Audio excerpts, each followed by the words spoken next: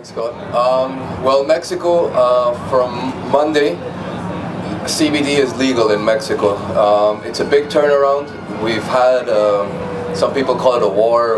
It's just been very crazy, the situation, what's going on. But thanks to all the movement that's happened, I guess, worldwide, the advancements in CBD, industrial hemp, Mexico now, as of Monday, will have legal CBD.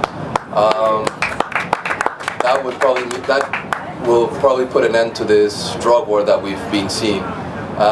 Also, we're starting to work with hempcrete in Mexico. The advantage of this is building in Mexico is actually quite cheap. So even though now we have to import a material from Europe, the costs of this are dramatically low. We can provide houses for a lot of people. This is kind of our return to nature. Hemp can provide us a lot of solutions, and housing is one of our basic necessities. So going back to nature, not only hemp can provide us that, but there's other plants like bamboo, there's coconut. If we start utilizing these plants, we can start seeing solutions that basically to bring up more culture, more education, more infrastructure. This will stop all this violence that we're starting to see. I guess from all this, we've always been neighbors.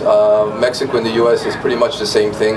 And for a while, I guess, there was that bad weed, but nowadays we have very good growers in Mexico. It's very much underground still. You cannot be very public. But the good thing is that in Mexico, laws are just suggestions, so we don't have this very harsh penalties for if they catch you with 60 plants. Unfortunately, if you cannot pay the cops, you cannot get away. We're going, I guess, the underground route, but nowadays you see small associations popping up.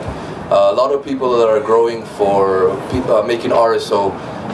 Through this, CBD now is legal because I guess through the law structure, you can defend yourself for a constitutional right. It's against your constitutional or your human right to deny you your medicine.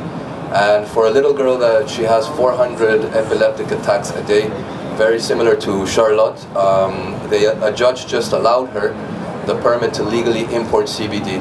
So as we were saying, on Monday, medicinal marijuana is legal in Mexico, and this is the doorway to start getting more people on it. Guess what's happening in Chile? The whole movement of grow your own autocultivo is becoming very big, because if you're going to grow your own medicine, grow your own food, grow your own beer, grow your own house, grow your own energy, grow your own everything, liberate yourself from all this that's holding us down. Let's return to nature. So, yeah. Very cool, very cool. Well, I guess we get into cannabis because in Mexico we've always been marihuanos. It's been our culture. And half of my family comes from Mexico, but the other half comes from St. Vincent. And they were always, I guess, survivors. People call them slaves, but we call them survivors. And they always used the medicine to heal themselves for everything. So from that, we've always been exposed to cannabis and to some really, really good outdoor cannabis, some plants that reach 5 meters, just beautiful, beautiful plants. They're land races, they're not as big as body, but from that, we learned a lot about the medicine. It's always been in our culture. Our grandmothers use it for arthritis. Unfortunately, in my family, a lot of people have died from cancer, and we never really had this safe access because you always have to literally risk your life to do this. We've lost a lot of friends along the way, but the idea is that this is our freedom, and not only hemp, cannabis, bamboo. Like I say, go back to nature. That's where everything comes from. We come from there. We go back to that. So through that, we try to help people grow. We try and help people with medicine. Whatever you guys need, come to Mexico. It's not as bad as it sounds on the news. Just give us a call and we'll have a great time. Very cool.